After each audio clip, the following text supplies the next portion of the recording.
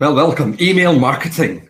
Are you measuring it wrong? Is the question this webinar seeks to answer.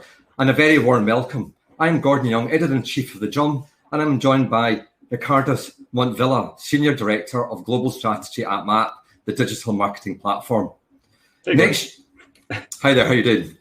Next year, email marketing celebrates its 50th anniversary. Would you believe that? And I suppose another myth we are looking to bust is any suggestion that it may have passed its peak. Now, this is an issue I know Ricardus is passionate about. Only yesterday he was ranting, and I mean ranting, and that his own description on LinkedIn, imploring marketers to drop the sorts of metrics which hark back to these early days when the very first email simply said, "Hello there." So things are much more sophisticated than 50 months ago, never mind 50 years. And to underline the fact, we'll be giving away a special report which will give you 50 top tips for your email marketing. And that is only one of several reports we'll be giving away, so stay tuned.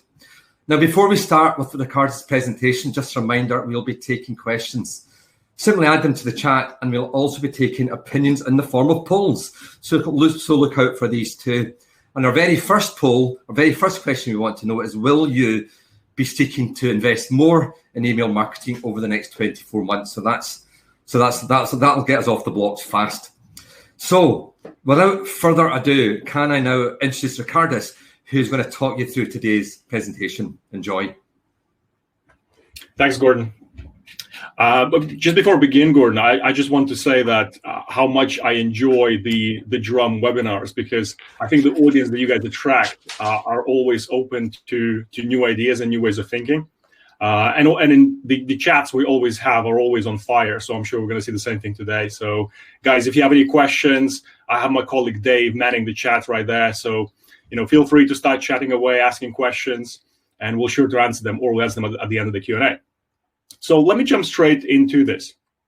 So email marketing, as Gordon said, has been around for 50 years now, right? Which is quite significant.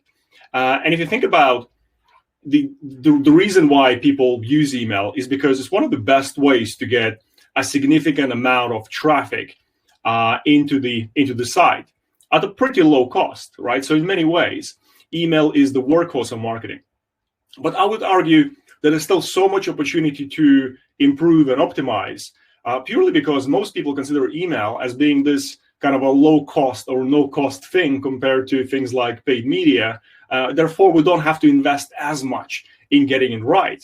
But today's presentation is actually about kind of challenging the way we think about email and actually giving you some ideas of how you could be improving your email marketing campaigns.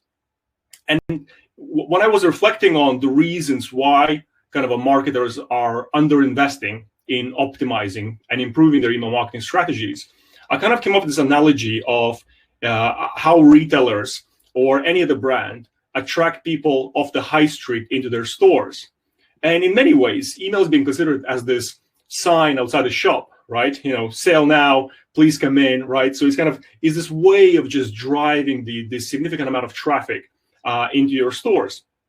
And then at some point, you read a blog post or you talk to your colleague or a friend and they say, hey, listen, I heard that if you start spinning the sign outside the shop, right, if you put someone out there, spin the sign, you're actually going to get so much more traffic, right?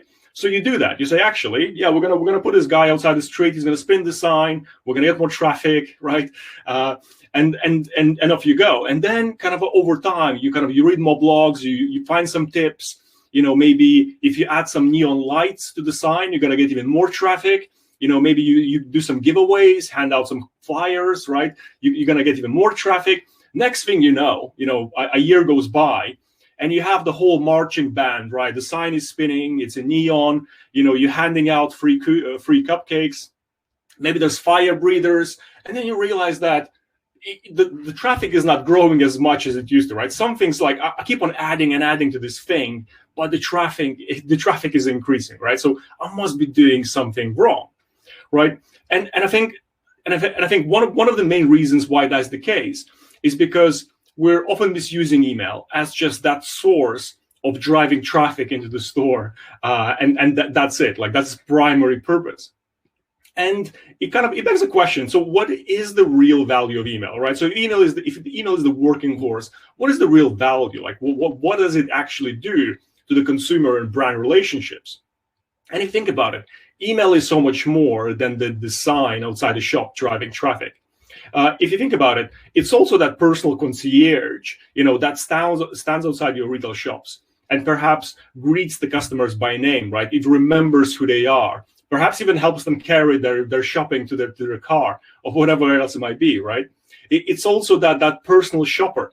It is the person that helps you discover new trends, identify things that you didn't even know you wanted, right? So actually shows you the right styles that you like. But also it could be that personal note from the store manager saying, hey, thanks for doing all this amazing business with us, right? Thanks for your custom, please come back again. But also it could be your friend, that friend that always finds the right coupons, the right discounts and deals, and always prompts you that there is a significant discount to be made, right? So it plays all these other roles beyond just simply driving traffic to the site. So let me just quickly, let me go to the next one. I skipped a poll there, but never mind. Let me stop this one. Right. So, and then if you think about what is the, how we treat email, and I would argue that it's counterproductive to focus on the standard email marketing metrics, things like the open rates, the click rates, the revenue, just like it is counterproductive to focus on your weight as a measure of healthy lifestyle. Because we know that if that's the only thing you're going to focus on, you're probably going to be creating strategies that could be actually counterproductive or actually could harm your health, right? And same applies to email. And this is the reason why we're not seeing that growth that we were expecting in some cases, right? But because of that, we're doing the things that we probably shouldn't be doing, with the email in the first place.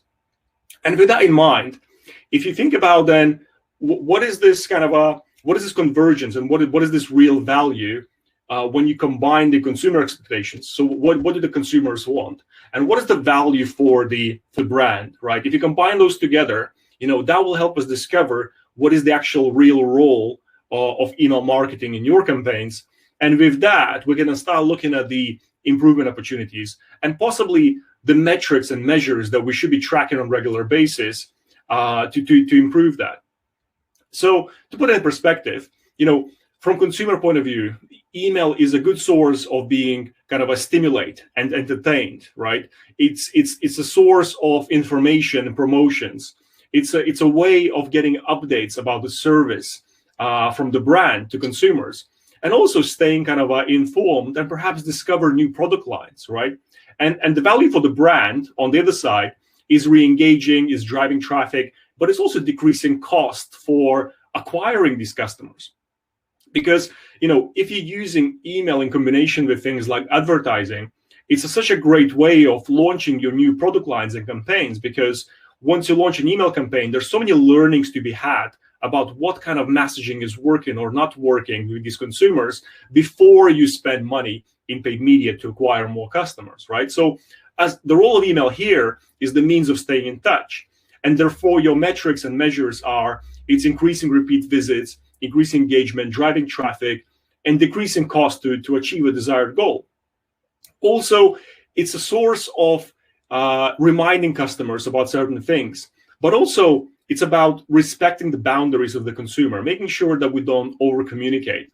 And from brand point of view, it is about increasing conversions, about staying relevant, and also increasing customer satisfaction, right? So again, the role of email here is these helpful reminders, because consumers are very busy, right? There's so much stuff going on, right? So they might be forgetting about the things they've left in the basket or whatever else might be.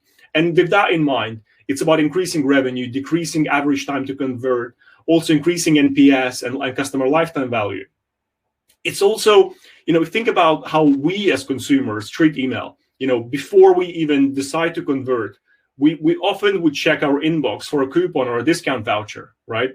So again, from consumer point of view, they want to make sure that discounts are available when they're ready to buy, not 2 weeks before, not 2 weeks later. And also, they would like to be rewarded and be provided with value for money.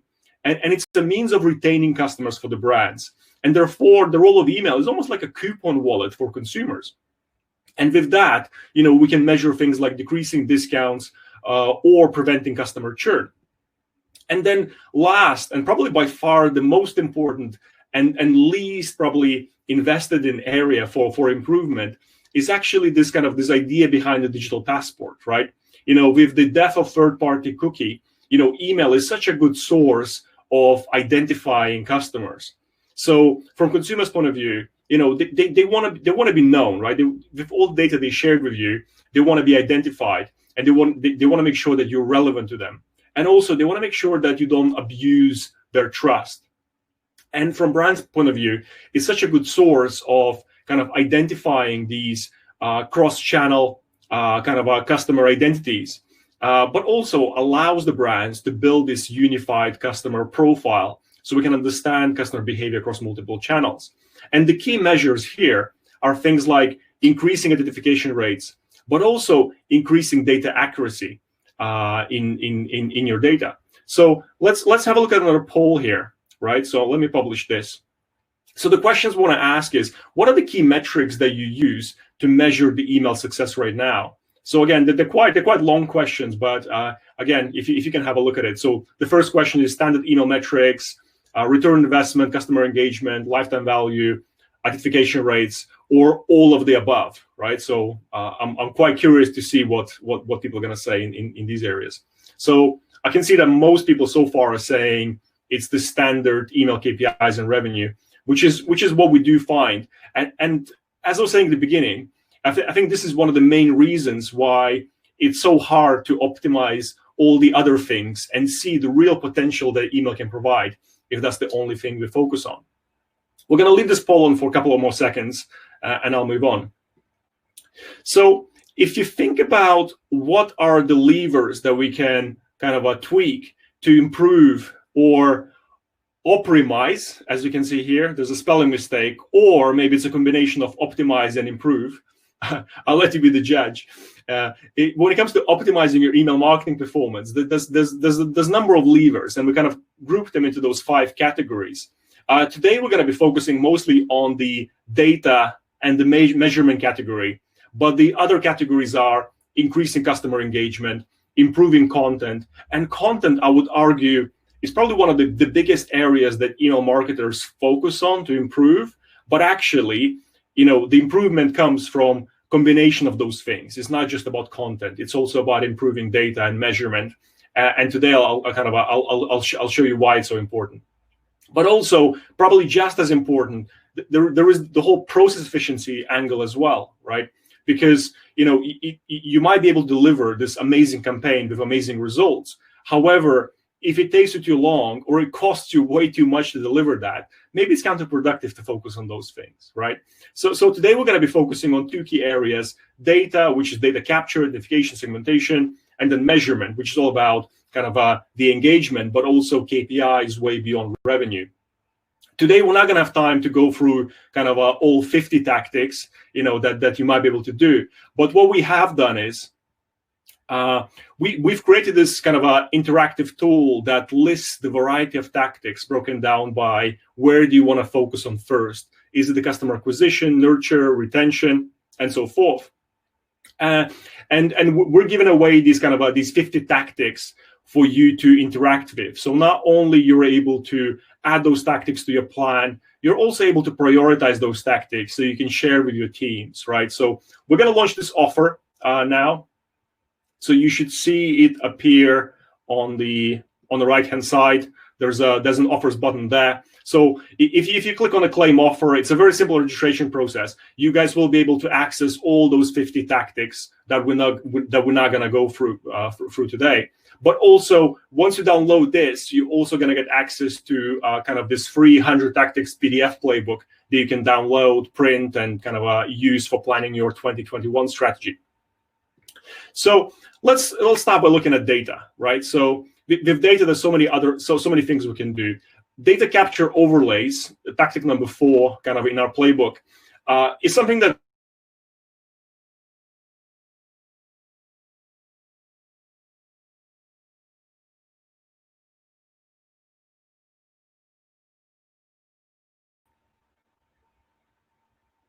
Okay, looks like I'm back. Hey, Gordon, am I back? You're on mute. Okay, but I'll take it as I'm back. Cool, thank you. So data capture overlays is something that that many brands are using already, but I would argue that probably not always particularly effectively. So for example, if someone came to the website and were able to identify that maybe they came via a paid media channel, you've already paid for this potential customer to visit your site, and they're about to leave, then maybe it's a good time to show an overlay. However, if they've already registered, if you already have their email address, maybe it's not such a good time to trigger those. And our best advice here is just make sure that you ask for those for the additional details or for newsletter sign up at the critical points in the customer journey. So, for example, if a customer just came on site and you're selling electronics, and perhaps they've been looking at a particular type of TV, right? So they've been looking at 5 minutes through a variety of filters, and then they're about to leave. Well, maybe the overlay should say, hey, we're adding new TVs every week. Why don't you give us your email address, and we're going to make sure we're going to send you the latest TVs into your inbox, right? So relevancy here is very, very important, because it's not just about asking for their details, but it's also about ensuring that you provide the value is very, very clear. Another example of this is smart coupons, right? So in retail specifically, there's a big problem with with decreased margins by having to discount and incentivize purchases. But there's ways of improving that. So, for example, if you're able to identify, by the way, it is quite easy, that a customer is about to spend maybe £100 on the website. So the incentive there should be spend £150 and you're going to get £25 off, right? But that thing should only be triggered if there is a high intent to convert. If the intent to convert was never high to start with, well, maybe it's not a good time to render that offer. And next, I want to show you a quick video of how this kind of tactic is mostly about the data capture on site. So I believe that the ability for you to trigger messages and send personalized content based on real-time behavior is absolutely critical, right? It doesn't matter what market you're in, whether insurance, finance, travel, or retail. I think the ability for the email marketer to access the web behavior in real time is critical. And in many cases, we don't do this often enough because marketers find it quite hard. And I'm just trying to, with this video, I want to prove to you that it's actually quite easy to do. And this is what we did in our kind of interactive playbook. So you should see a video playing now. So we have this tactic called smart coupons on the website. And people are visiting it. But we also have this very valuable asset, right? So we have this video of smart coupons that recorded back in March. And perhaps I want to send an email to people that have been interacting with this on the website. So what you can do here is you're basically able to configure an event to say, hey, if someone has been browsing for smart coupons, if they click this URL, and then at the same time, you can capture additional data on that page. So, for example, maybe the product name itself, right? So with this kind of this picker tool, you're able to say, actually, when this page loads, I also want to get the name of the tactic that person interacted with. In this case, it's smart coupons. And once selected this event, and it's as you can tell, it's very easy, no technical knowledge required.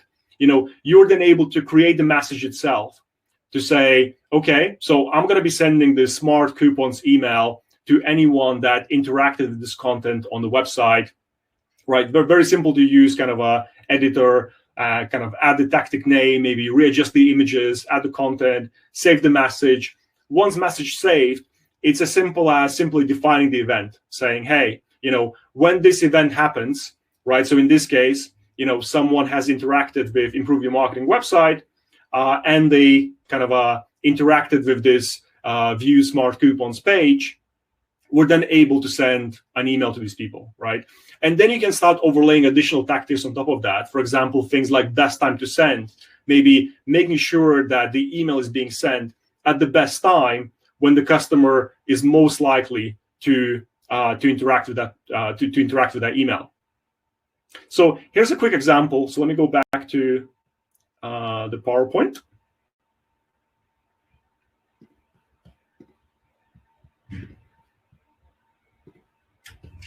So another way of using this data in real time, quite frequently what I find is that marketers kind of try to find a way of getting more data about the customers into their kind of email marketing platforms.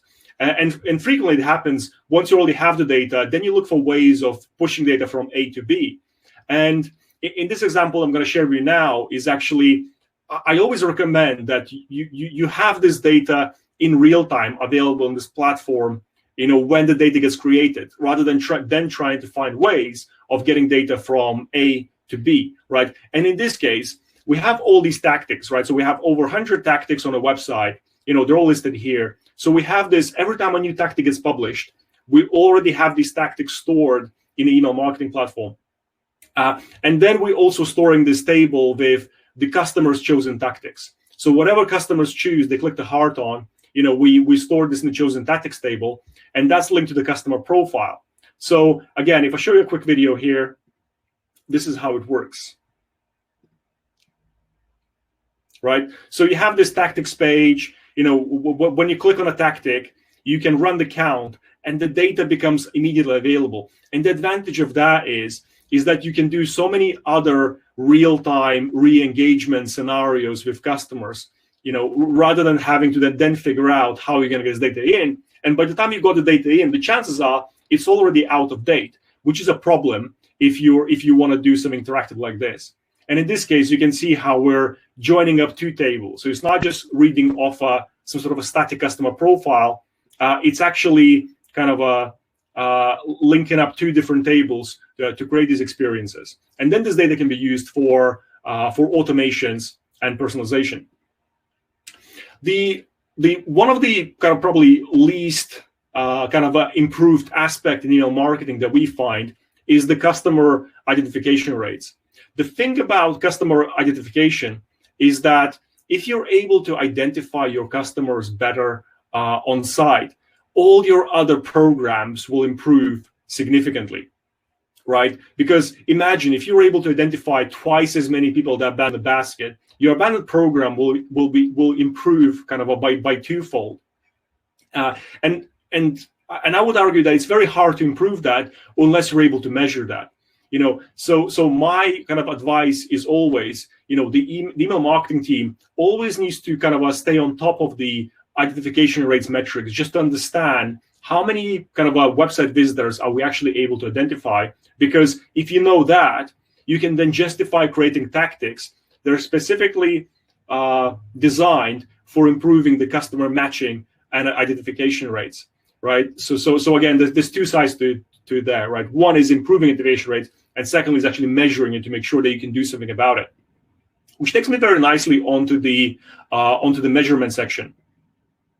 So when it comes to measurement, beyond the standard the revenue, the open rates, the click rates, we always encourage customers to look at things like segment analytics, understanding how do different customer segments in a database differ depending on their average basket size, average frequency of visit, and also average interaction with the website. Because if you know this, you can move away from your average metrics around things like re-engagement, right? So typically what I find, marketers create these campaigns based on the customer hasn't interacted with an email or a website for 6 months, and therefore we're going to send an email with a coupon to everyone that hasn't clicked on email for 6 months, right? But that is not entirely correct, because some people will be interacting with your messages every 2 weeks, others will be interacting every 7 months, and that's a normal behavior for them, right? So we have to be understanding the kind of peculiarities of the individual segment, and then designing our re-engagement campaigns specifically around those segments. And that will tell you so much more, right? You'll be able to create specific campaigns that are targeted for those individual segments and measure the campaign uplift performance by individual segment rather than kind of on average across your entire kind of emailable database. And also campaign analytics, right? This is very critical, and I'm sure most of you are using this already. But the key here is that it needs to be done in a very, very simple fashion, right? At any point in time, you should be able to answer a question like, what was our top performing campaign in last quarter? Or, what is our best performing or worst performing automated program? Perhaps if a particular automated program is not working at all, maybe there's opportunity to improve it, or maybe just switch it off entirely, right? There's no point sending this noise to customers if you know there is a very little chance of them converting, right? So having these actionable campaign analytics kind of that answer all those questions is very critical. Customer journey analytics is also great, right? So again, frequently in email marketing, we're so absorbed with just the email metrics, but actually understanding what role has the email actually played in converting that customer is very, very critical, right? So looking at things like customer journey analytics, you're able to understand kind of which kind of a stage in a customer lifecycle actually triggered them to convert, and see if there's a particular point in the customer journey where you could actually send that real-time automated message to those customers. Maybe there's a particular drop-off point, through the kind of a conversion funnel where you're seeing kind of the biggest drop-off, and you're able to use that to then send the message to bring customers back. Conversion attribution as well, right? So, when you're purely focusing on revenue and opens and clicks, sometimes it's quite hard to see what is the real value that this email campaign or email channel in general is actually kind of adding to the customer journey.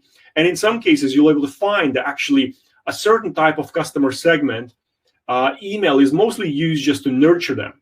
And if you know that for this particular segment, for this particular product line, email is mostly adding value towards kind of nurturing customers, you're then able to actually redesign your content strategy that is more focused around the how-to content and content that's probably more kind of inspirational, that nurtures them towards the conversion, rather than just adding these buy now buttons, ship now buttons, because that's not the main value that this channel is adding when it comes to converting customers. But this could only happen when the entire marketing team has access to a single set of KPIs and dashboards that everyone agrees to, rather than each individual team using different dashboards for tracking their own performance. So I mentioned at the beginning, right? So we have this offer, right, for 50 tactics. I would like to share an additional offer with you guys, right? So the first 10 people that registered, I know we already have 10 people that registered for this, you're also gonna get access to the strategy blueprint, right? So strategy blueprint is something that we created with marketers in mind, for you to be able to design your marketing strategy, to create your customer segments, your key customer personas, your key acquisition kind of a growth nurture stages, and add variety of tactics, as well as upload things like competitor screenshots or maybe mock-ups of the campaigns they're trying to design. So you're able to collaborate with your agencies or your internal teams to improve those tactics. I've been asked a couple of times now, like, Rick, why are you guys giving this away for free to customers, right? And the main reason why we're doing this is because we want to learn how marketers actually use these, how do they create the strategies? Because it came from a frustration of a number of strategy workshops that lead to some sort of a PDF or a PowerPoint or Excel spreadsheet that rarely gets updated, right? So this is a kind of a living document. And the first 10 people to register will get access to this beta version of the strategy blueprint. And also, you're going to get a 30-minute consultation, for your 2021 strategy with myself, right? So again, click now, sign up for the offer, and we'll chat later. So let me just show you kind of the last video of how the sign-up process works. So you guys get a feel of what the benefit is. So once you land on the page, when you click on the offer, right, you're going to see all these 50 tactics that we created especially for this drum webinar, kind of celebrating 50 years of email marketing. My video is frozen. I don't know, Gordon, is your video still playing? My video is still playing, yes. Okay, cool, right. So I didn't see it, but basically what happened on the screen is, you see the tactics, you click on the register button. I recommend that you guys sign up with the LinkedIn because it takes you less clicks. Also, do sign up for a marketing, right? So if you sign up for a marketing, we're also going to send you those additional kind of videos or additional content to help you improve those individual tactics that you guys followed. And also, if you tick the box for the tactic alerts, every time we launch a new tactic or maybe a new tip has been added by an expert, you're also going to get notified, right? So it's just advantages for you guys. And we highly recommend you guys do that. So let me go back to the PowerPoint. And I think we're on to the Q&A section now. Yeah. So again, I've only shared a handful of tactics. There's so many more things you could be doing to plan for your 21 strategy. But I do encourage you guys to start thinking about email not only through revenue, opens, and clicks. Start thinking about these other metrics that you should be measuring, and that will give you kind of a foundation for really kind of optimizing and improving your marketing campaigns. So I think, did we miss any polls? No? Okay, yeah. So there's a last poll there. Okay. So I think we're going to open up for Q&A. I think we are, yes. And I have to say that was really, really insightful. Thank you very much. But I think it's fair to say the good news from all this is that I think our delegates today are going to be taking email marketing more seriously, because when we did that very first poll, a vast majority say they're planning to increase their spend. But do you think, and I suppose actually, given the current climate where e-commerce is more important generally, but do you think, but it does seem to confirm, doesn't it, that, email marketing is definitely not past its peak. It's still a pretty fundamental part of the marketing mix. It is for sure. I think also if you're kind of specifically working for, or if you're in the email marketing team, I think now more than ever, you're going to get asked, questions about identity and other things by the other marketing teams in the organization, because with the kind of the third-party cookie dying, right? Email is still one of the best sources of identifying customers, right? So, and I think we have to embrace that. I think if you're working in CRM marketing role right now, we really have an opportunity to improve kind of all the things we're doing across not only email, but also across e-commerce, but also across paid media. So, yeah, I think it'll become more and more prominent. Yeah, and obviously, I know you've got very strong views about the metrics people choose, but I think the other, area you've very strong views about, and recognising how you're writing LinkedIn, for example, you believe in the content, the copy. But Diane's asked, is the role of copywriting in email sometimes underestimated as well? Oh, it's huge, but that comes from, we did another kind of email Q&A session earlier this week. And, we spoke about this exact topic. And I think the reason why it's underestimated is because most brands are so much focused on the revenue, right? So the most of the content goes towards, hey, we have a new product, buy now, shop now. But actually, if you do have a proper kind of a marketing mix attribution model available to email marketing team as well, you'll probably notice that for certain product lines or for certain customer segments, they're very much using email as a nurture channel. So that's it's not always the converting channel. And if you then embrace that, you then say, well, actually, how about we create more how-to content? How about we create more kind of a inspirational, kind of a life cycle based content rather than just content about the products, because everything else will improve. But the problem is that, CRM marketing teams are made accountable for their revenue, right? The main target, and kind of everything else is important, but as long as the revenue is there. But if you just focus on revenue, you will missing out on revenue, right? So I truly think that it should be part of the bigger mix rather than just focusing on that conversion. So I think content is hugely important, but brands and CMOs have to realize that there's other metrics for email marketing beyond just revenue. Yeah, and obviously you're talking about working across several channels. And I think Maria has actually just popped in a question here. saying that, what are your views on how she can optimize email campaigns across other platforms such as HubSpot, for example. Well, so all those examples, I mean, the reason I showed the demo is just I want to show that those things do exist.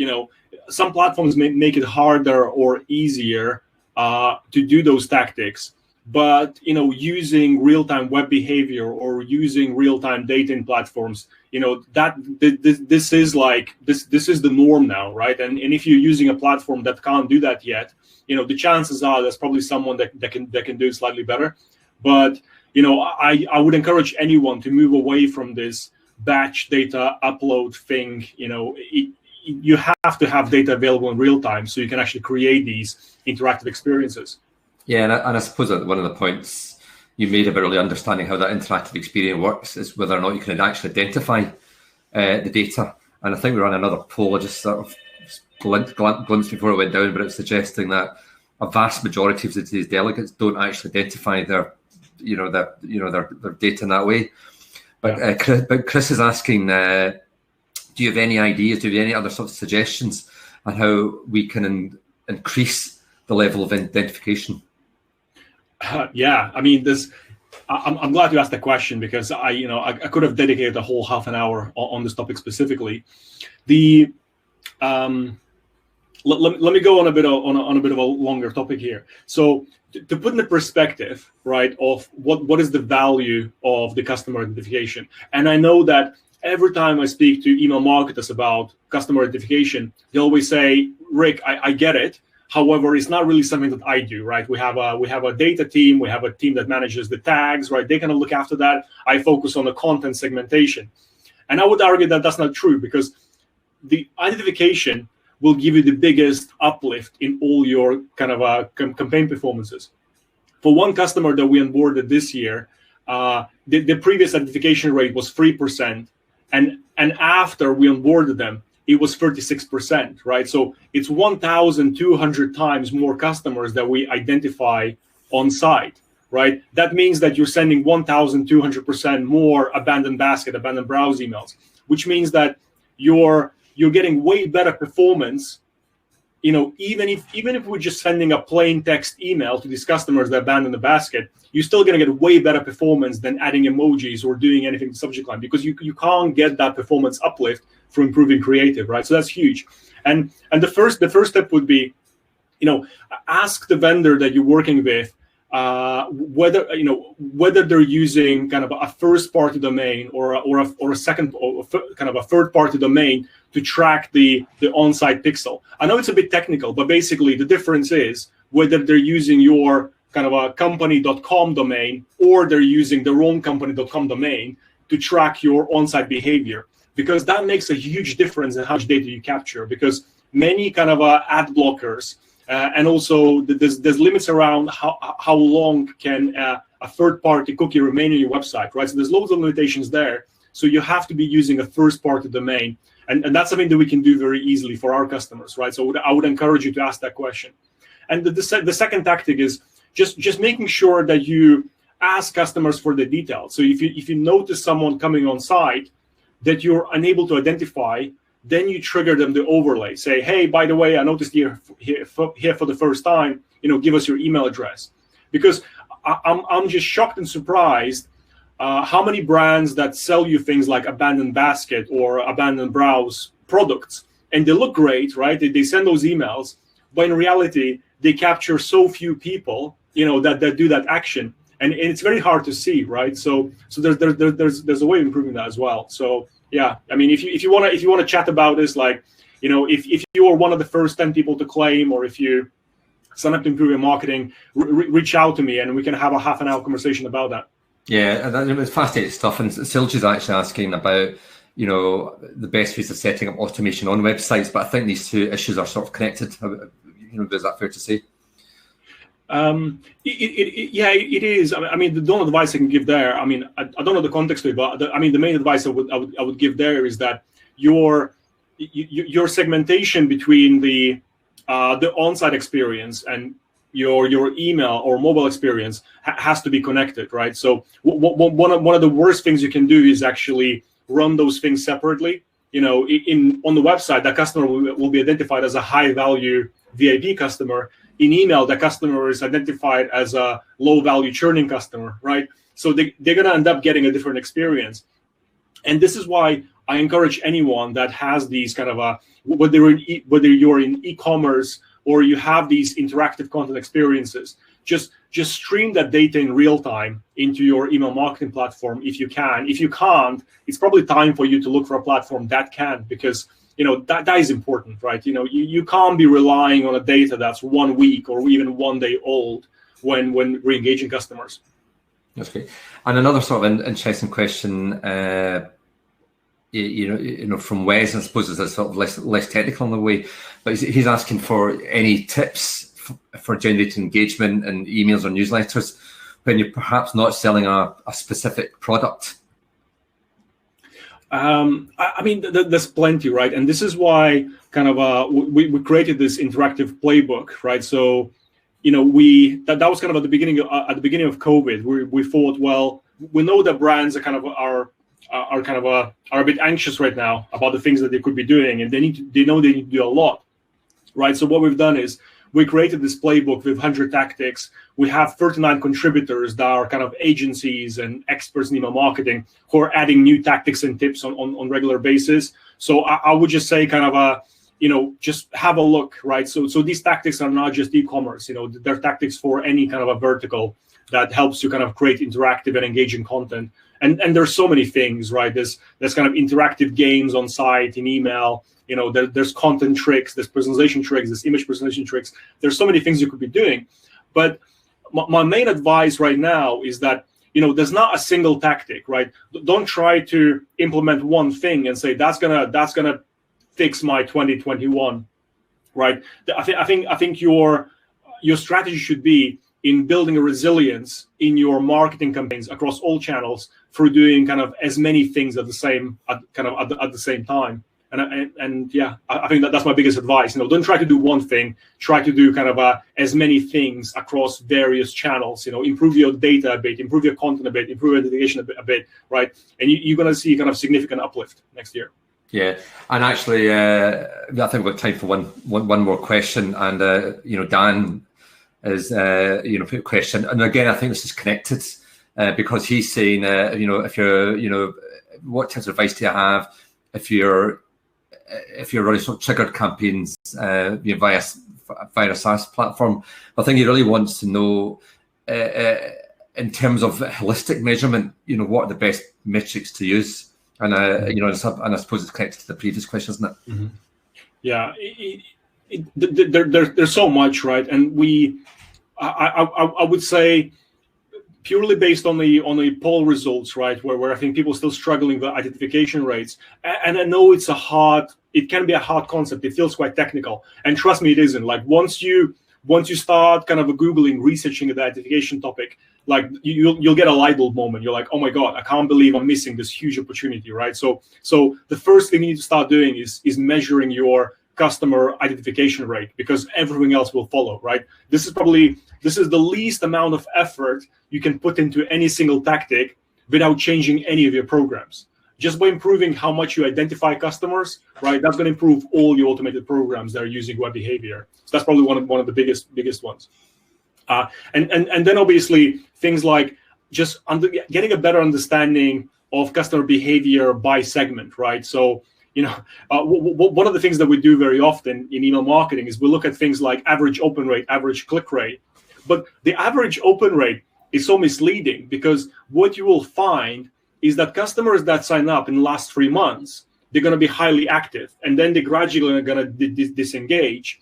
And you're going to have this kind of this core group of customers that signed up maybe a year ago, 2 years ago, and maybe they have about 15% open rate, right? And then you're going to have some customers that have maybe 4% open rate, right? So it's kind of understanding your engagement by individual customer segment and what makes them tick is critical, right? Because you will look at your average open rate of 25% decrease to 23%, and you'll be asking yourself, okay, how do I improve it back to 25? But that's not the question you should be asking. You should be asking, okay, so what are the segments within my customer base that are actually deteriorating, right? Maybe the only reason why you had 25 is because you had this major kind of a new campaign push. So you had so many new customers join, and that's why they're engaged. So it's just natural progression. And then the other kind of a thing I would encourage you to do is just have a look at how many customers you're losing, right? With one customer, we were kind of we were analyzing their performance. We're realizing that they're losing about 40,000 customers, or 4,000 customers were disengaging on a monthly basis. They were acquiring many customers, but they had so many customers disengaging, right? So just creating more tactics and kind of automated programs to re-engage them back in. It's so much cheaper than finding new customers entirely, right? So, starting to look at your engagement metrics based on customer segments is key. So I would say these are the two ones that you have to focus on now, but there's many other ones. Yeah, well, that's brilliant. Well, I think, unfortunately, that's all we've got time for. So thanks for these insights. And also thanks for the passion. And there we are. The word passion is not something you hear very often in the contents of email marketing, but I think in your case, it's very appropriate. So thanks again. But before we go, I think you've got one more offer you want to flag. Is that correct? Oh, that's it. Yeah. So actually, it's less of an offer. It's more of a. Oh, it's gone from mine. Let me see. Yeah, let me post that in the chat, right? So before you guys go, if you could please fill in a survey, right? So this is going to help us. Is it posted to everyone? Oh, there we go. Yeah, so I posted a link to survey, right? So guys, it's going to really help us improve the next webinars. It's only going to take you 30 seconds just to give us some feedback, honest feedback about how you felt this webinar went, what tactics you liked. We'd really appreciate that. But yeah, do sign up to the Improve Your Marketing, and thanks so much for tuning in. Yeah, thanks for everyone listening, and thanks, Ricardus, for a fantastic presentation. Thanks, Gordon. All the best. Bye-bye. Thanks, bye.